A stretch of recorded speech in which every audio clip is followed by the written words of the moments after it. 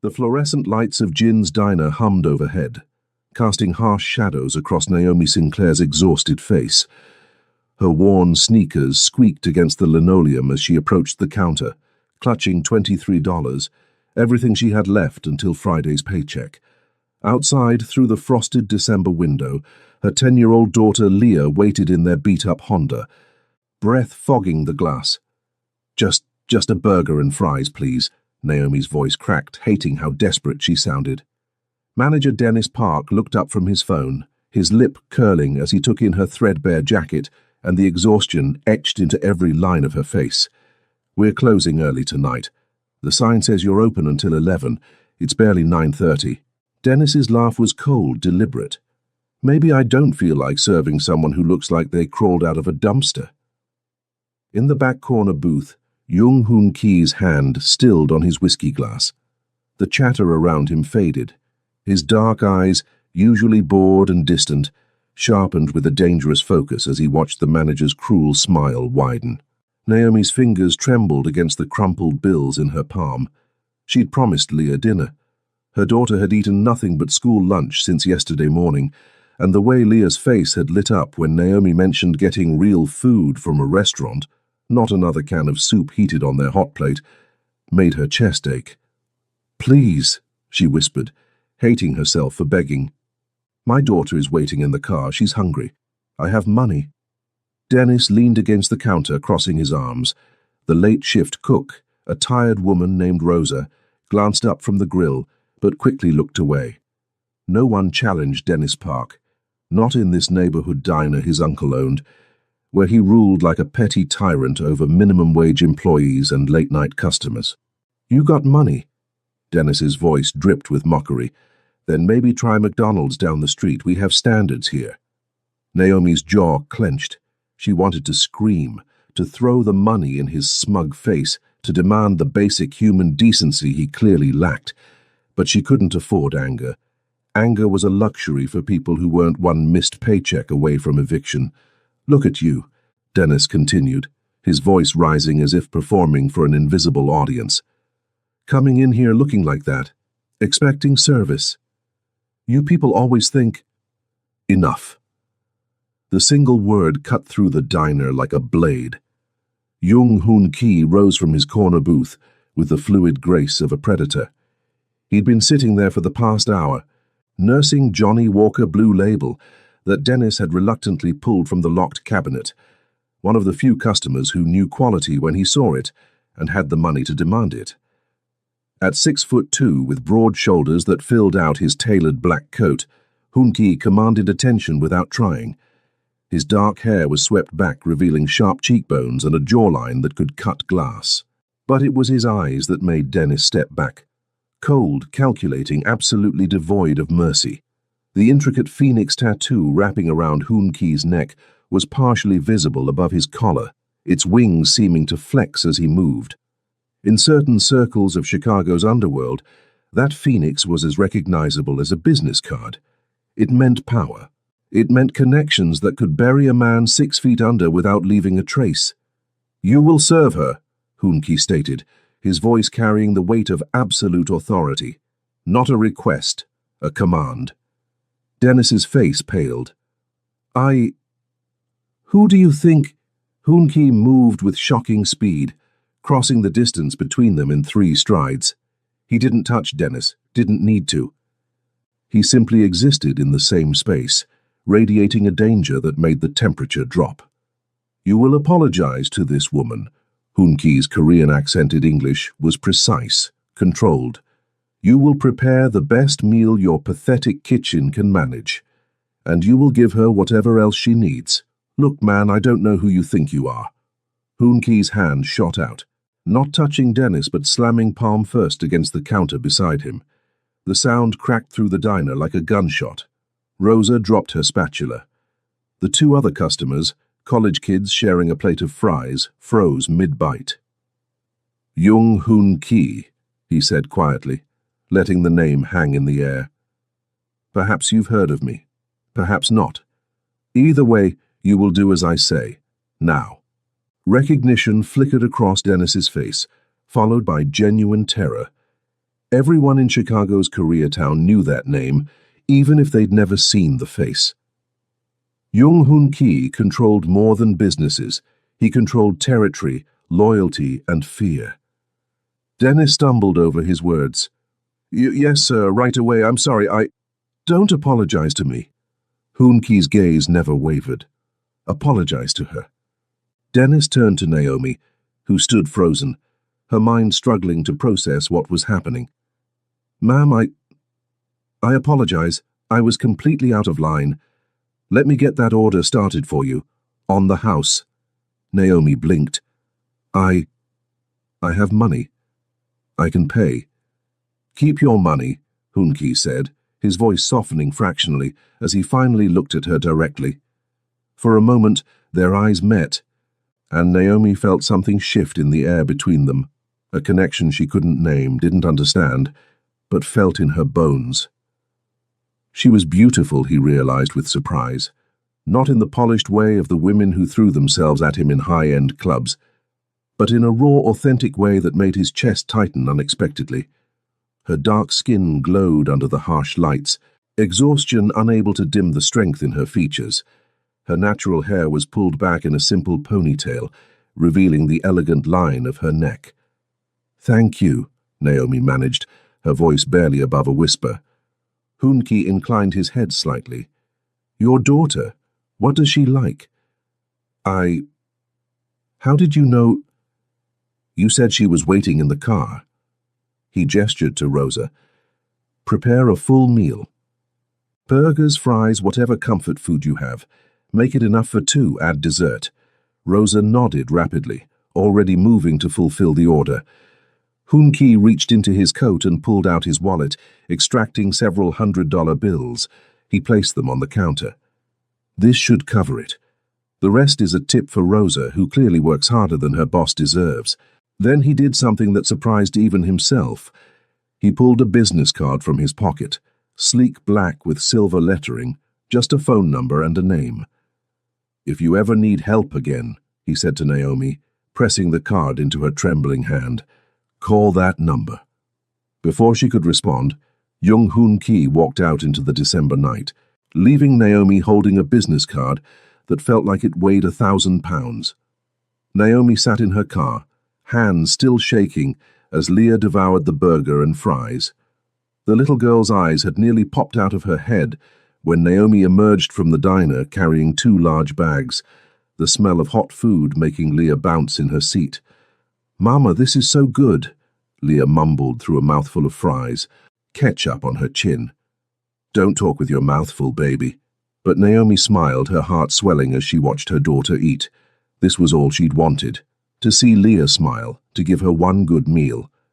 The business card sat in her lap, the black surface seeming to absorb the dim parking lot light. Just a phone number, no address, no company name, just Jung-hoon Ki in elegant silver script. She should throw it away. Everything about that man screamed danger. The way Dennis had reacted, the terror in his eyes, the absolute authority in Hoon Ki's voice. These weren't the markers of a good man. They were the markers of someone powerful, someone dangerous.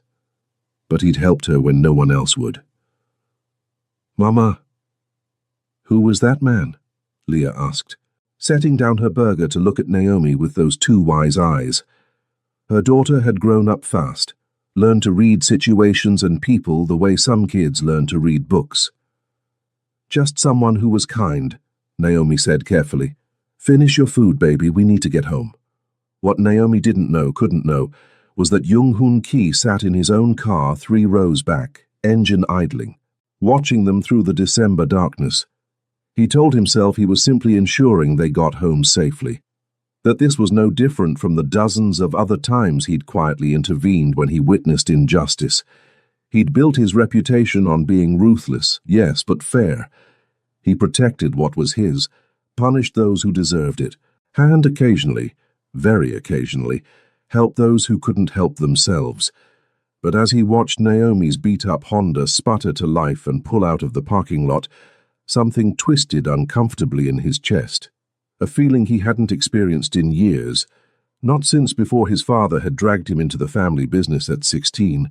teaching him that emotion was weakness and compassion was a liability. Hoon-Ki's phone buzzed. A text from Min-jun, his second-in-command. Rivera situation handled. 3 units moved as requested. He responded with a single word. Good. Then he put the car in gear and followed at a distance, keeping Naomi's taillights in view.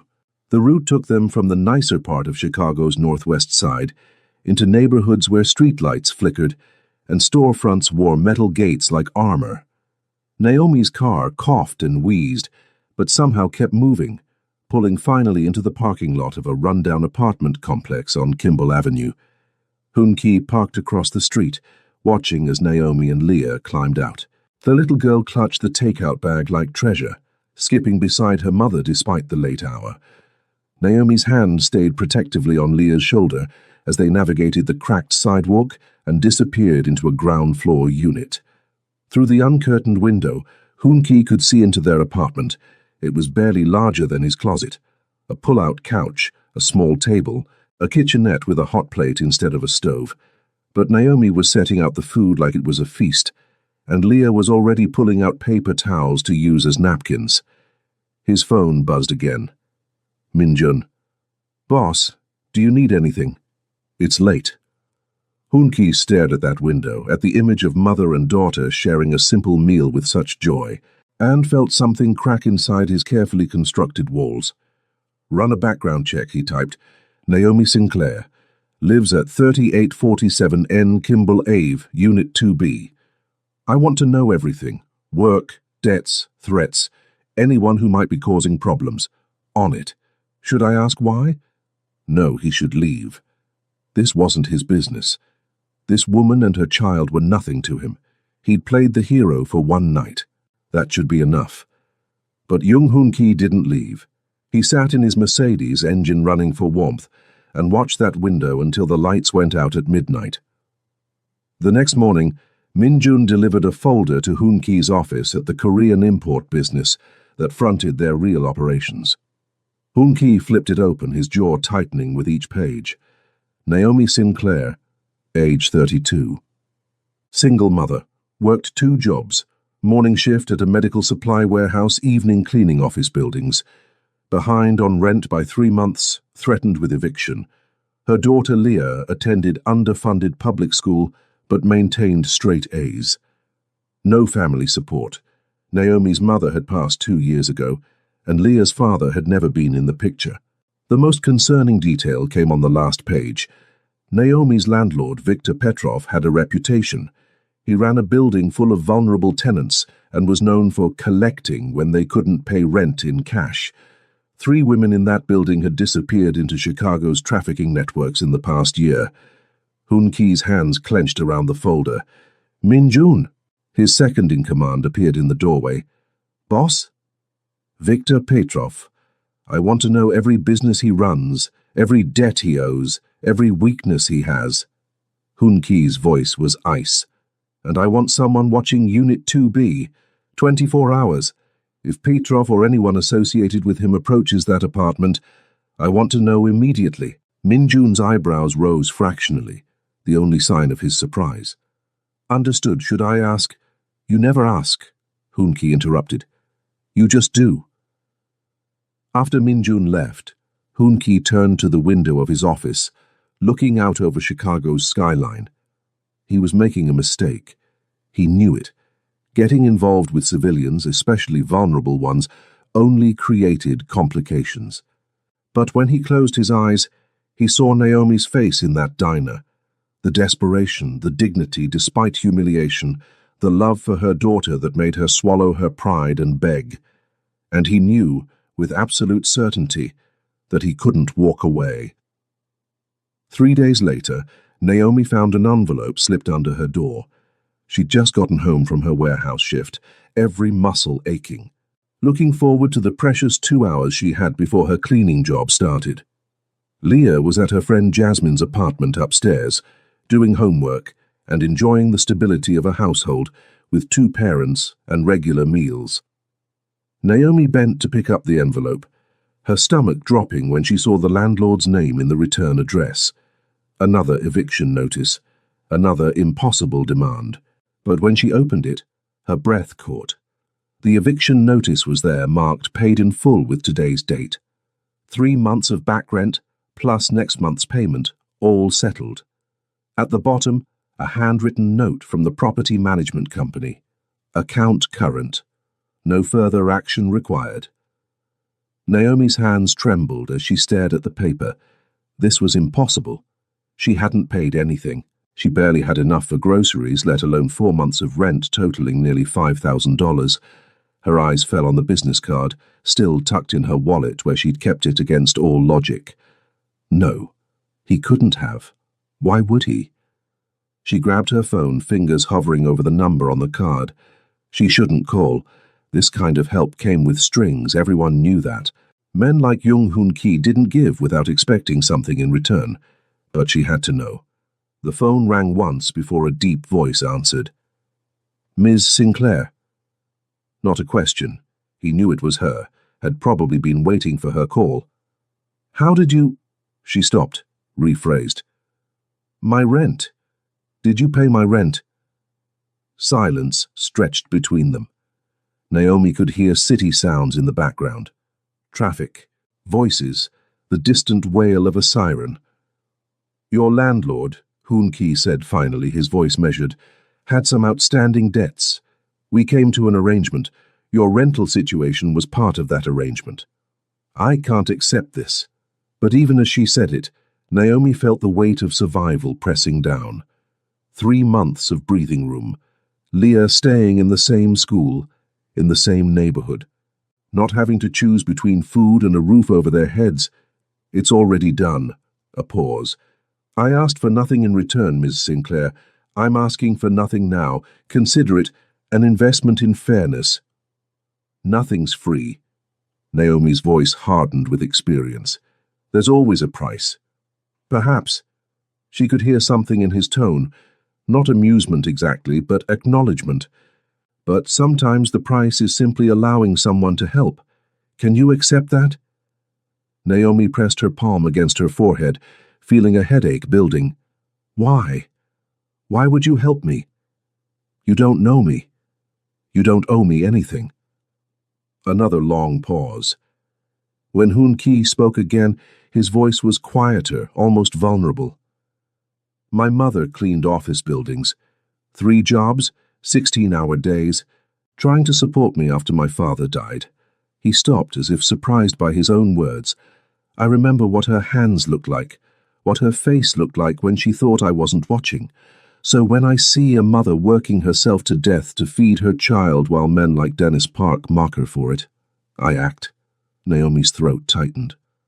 I'm sorry about your mother. Don't be. She would have liked you. Your strength. Your devotion to your daughter. A car horn blared in his background. I have to go. But Ms. Sinclair? If Victor Petrov or anyone else causes you problems, you call that number. Understand? I don't understand any of this, Naomi whispered. You don't have to. Just be safe. You and Leah. The line went dead. Naomi stood in her tiny apartment, staring at her phone. This man, this dangerous man, knew her daughter's name, was watching over them somehow. Should that terrify her? It did. But beneath the fear was something else, something that felt dangerously close to hope. What Naomi didn't see was Victor Petrov, sitting in Jung Hoon Ki's downtown office 2 hours earlier, sweating through his expensive suit. You understand the terms? Hoon Ki sat behind his desk, fingers steepled, utterly calm. Yes, I understand. Victor's Russian accent thickened with stress. The building, I sell it to your company, below market rate, and the tenants remain, Hoon Ki interrupted, at reduced rent, with actual repairs completed, or I let certain people know about your side business, the one involving young women and work opportunities in Eastern Europe. Victor's face went grey. That's not, don't insult me with lies. Hoon Ki's voice could have frozen vodka. I have documentation, photos, testimony from 3 survivors who would be very interested in speaking with federal investigators. He leaned forward. But if you cooperate, if you sign these papers and disappear from Chicago by the end of the week, that evidence remains private. Victor's hands shook as he reached for the pen. There's one tenant, Unit 2B. She owes... Her account is paid in full, Hoonki stated. By me, personally. You will file the paperwork showing 0 balance and send her written confirmation. Today. This is about her. One woman. Hoonki's eyes went dead cold, the look that made hardened criminals reconsider their life choices. Sign the papers, Victor, before I change my mind about letting you walk out of here. Victor signed. Hoonki had his assistant notarize the documents and escort Victor out through the back entrance. Minjun entered as Victor left. Boss, the surveillance reports came in. Petrov had approached Miss Sinclair twice this week, implied alternative payment methods. Hoonki's jaw clenched so hard it hurt. He won't approach her again. The building is ours now. Put in competent management. I want repairs started immediately, starting with Unit 2B. New appliances, proper heating, security upgrades. And if Miss Sinclair asks questions, tell management to say the new owner is making improvements. Nothing more. Hoonki turned back to his computer. She doesn't need to know. But as he tried to focus on quarterly reports from their legitimate businesses, his mind kept returning to Naomi's voice on the phone. The suspicion, yes, but also the exhaustion, the burden of carrying everything alone. Young Hoonki had built an empire on knowing when to strike and when to wait. He'd always been patient, but patience had never felt this difficult before. The transformation of Naomi's building happened faster than she thought possible. Within a week, maintenance crews appeared, actually repairing things that had been broken for months. The flickering hallway lights were replaced. The broken front door lock was fixed. Her apartment received a new refrigerator when hers finally died, and the landlord, a new property management company now, insisted it was part of standard upgrades. Naomi knew better. She wasn't stupid. These upgrades all traced back to one man. She tried to ignore it, tried to just accept the help and move forward. But every improvement felt like another thread connecting her to young Hoonki, and she didn't know if those threads were a safety net or a spider's web. It was the new stove that finally broke her resolve. She came home to find installation workers finishing up, replacing the ancient hot plate she'd been using with actual range that looked like it belonged in a magazine. "There's been a mistake," she told the workers. "I didn't order this." "No mistake, ma'am. Work order from management." The lead installer checked his clipboard. "Says here all units are getting upgraded appliances. You're just first on the list." After they left, Naomi grabbed her phone and the business card she'd memorized, but couldn't bring herself to throw away. This time she didn't hesitate. "You have to stop," she said when he answered. "Miss Sinclair." "Naomi, if you're going to interfere with my entire life, you can call me Naomi." She paced her small living room, anger and confusion warring inside her. "The rent, fine. Maybe I can accept that as some kind of debt settlement with Victor. But this new appliances, building repairs, this isn't just helping, this is... What?" His voice held a challenge. "What is it?" "Control."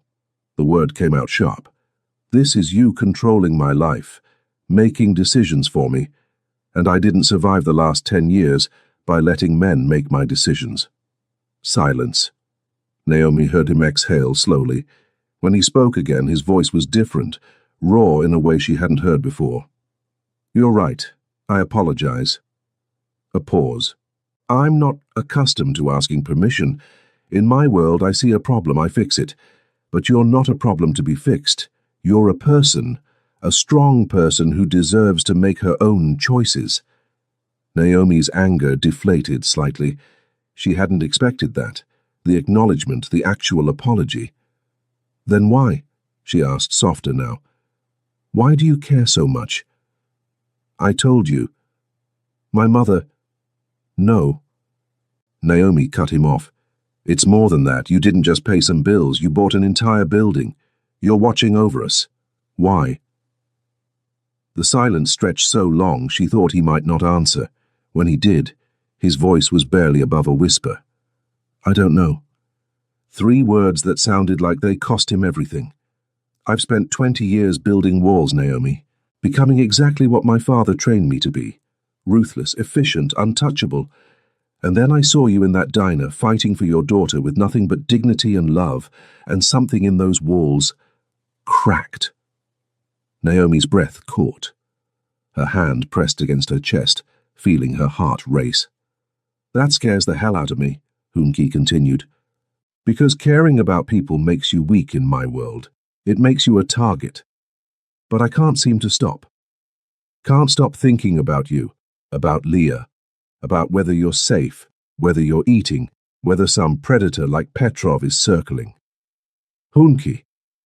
His name felt strange on her tongue. Intimate. Tell me to stop, he said. If this is unwanted, if I'm crossing lines you don't want crossed, tell me and I'll disappear. I'll make sure you're protected, but from a distance. You'll never hear from me again. Naomi closed her eyes. This was the smart choice, the safe choice. Tell this dangerous man to leave her alone, accept the gifts he'd already given, and move on with her life. But when she opened her mouth, different words came out. I want to meet you, not on the phone, in person, because I need to look you in the eye and understand what this is, what you want from me, what I might be getting into. Tomorrow, he said immediately. There's a cafe on Milwaukee Avenue, Goddess and the Baker. It's public, safe. Meet me there at 2 o'clock. I have work until 1:30. I'll wait. A pause. Naomi, bring Leah if that makes you feel safer. I would never... I want you to feel safe. After they hung up, Naomi stood in her new kitchen, surrounded by upgrades she didn't ask for but desperately needed, and wondered what the hell she was doing. Her phone rang again. This time it was Marcus, her ex-boyfriend from 2 years ago, the one who'd promised to help with Leah, then disappeared when he found out Naomi expected actual commitment. Heard you got a new boyfriend. Marcus's voice was ugly with jealousy. Some Asian guy buying you shit. Must be nice, trading up like that. Naomi's blood went cold. How did you... Marcus, are you watching me? Don't flatter yourself. Janelle saw you, said your building's getting all fixed up, new appliances and everything. Figured you must be putting out for someone with money. The crude words made her stomach turn. Stay away from me, Marcus. I'm serious. Or what? Your sugar daddy gonna come after me? He laughed. Nah, I think I might come by. Remind you what you're missing. Maybe meet this guy, see if he knows what kind of woman he's really dealing with. The line went dead. Marcus shouted something. Then the phone clattered like it had been knocked from his hand. 30 seconds later, Naomi's phone buzzed with a text from Hoonki's number. You won't be hearing from Marcus again. If he tries to contact you, call me immediately. She should be scared, should be horrified that this man had the power and reach to intervene in her life within seconds. Instead, for the first time in 10 years, Naomi Sinclair felt protected, and that terrified her more than anything. The cafe was everything Hoonki promised, bright, warm, full of people, but with quiet corners for private conversation. Naomi arrived at 2:15, fashionably late, because she refused to seem too eager, even though she'd been checking the clock every 5 minutes during her shift. He sat at a corner table, and Naomi's steps faltered when she saw him. The man from the diner had been imposing, dangerous. This man was devastating. He wore black jeans and a white button-down shirt with the top 4 buttons undone, revealing the intricate phoenix tattoo wrapping around his throat, its wings seeming to shimmer with each movement. His dark hair was perfectly styled, his features sharp and aristocratic. But it was his eyes that held her, dark, intense, tracking her every movement, with an focus that made her skin tingle. Every woman in the cafe had noticed him, but his attention never wavered from Naomi. She'd chosen her outfit carefully. Her best jeans, a deep burgundy sweater that brought out the warmth in her dark skin, her natural hair styled in defined curls that framed her face. She'd even put on makeup, which she rarely bothered with anymore. The way Hoon-Ki's eyes darkened when he saw her made every minute of effort worthwhile. "You came," he said, standing as she approached. The formal gesture surprised her. "I said I would." Naomi slid into the seat across from him, putting the small table between them like a barrier. "I don't break promises. Neither do I." His voice was quiet, sincere. "Thank you for giving me this chance." A waitress appeared, too cheerful and clearly interested in Hoon-Ki. He ordered for both of them without asking, coffee for himself, a mocha latte for Naomi, plus an assortment of pastries. "How did you know I like mochas?" Naomi asked after the waitress left. "I didn't, but you smell like chocolate and vanilla." I took a guess. The observation, the fact that he'd been close enough to notice how she smelled, made heat rise in Naomi's cheeks. "So," she started, needing to break the tension, "are we going to talk about the Marcus situation?" Hoon-Ki's expression hardened fractionally.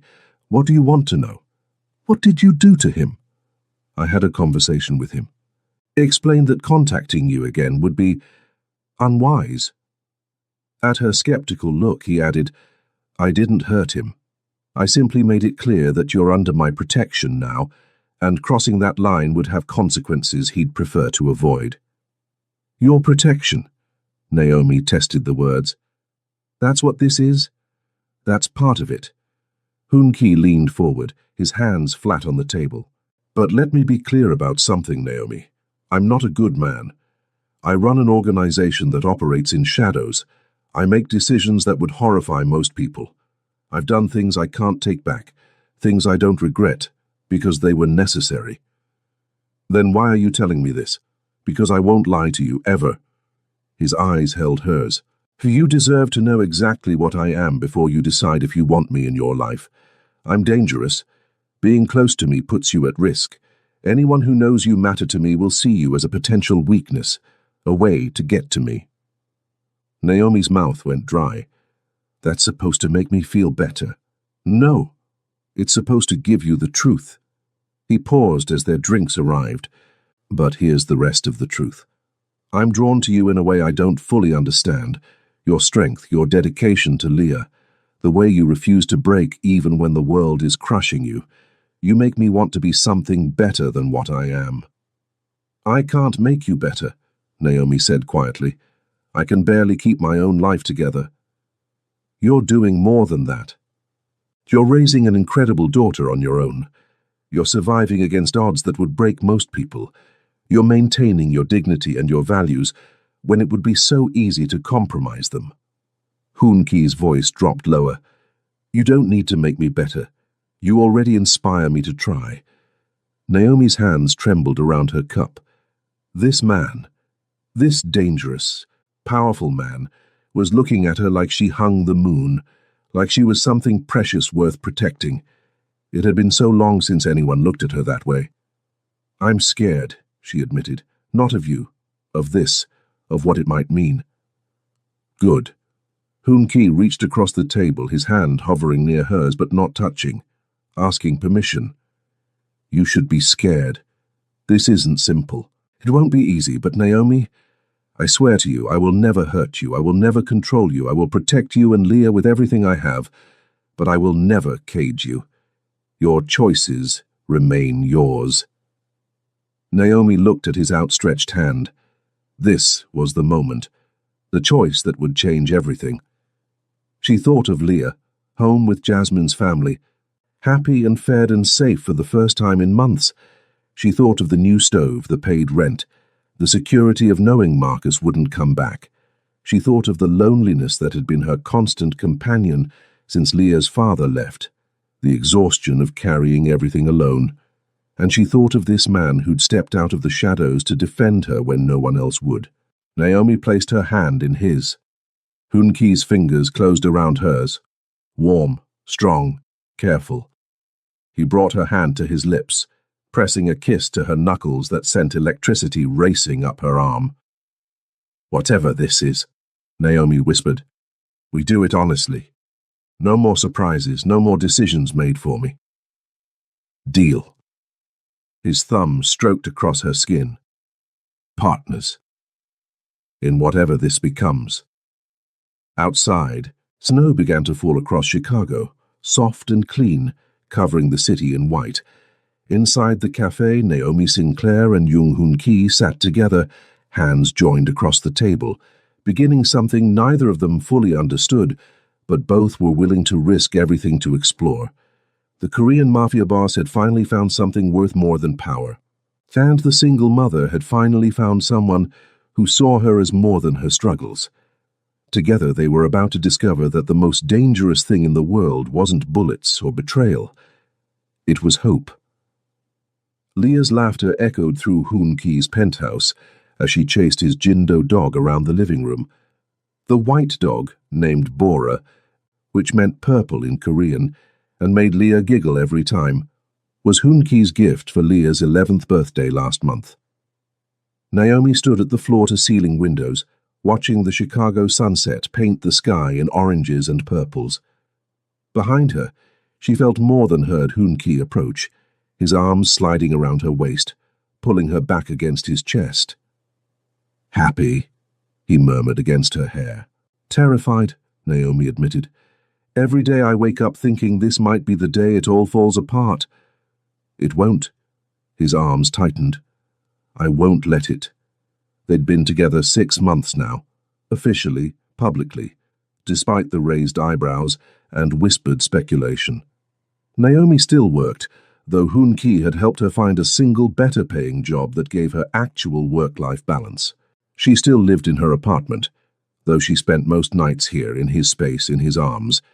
Leah had adapted with the resilience of children, accepting Hoon Ki as a steady presence who made her mother smile and never made promises he didn't keep. The relationship wasn't perfect. They fought about his overprotectiveness, about the darkness in his world that sometimes spilled into theirs. But they always came back to each other, always chose each other. Mama, Hoon Ki, come help me teach Bora to sit, Leah called. Naomi turned in Hoon Ki's arms, rising on her toes to kiss him softly. Ready to play family? His smile was rare, genuine, reserved only for these moments. Always.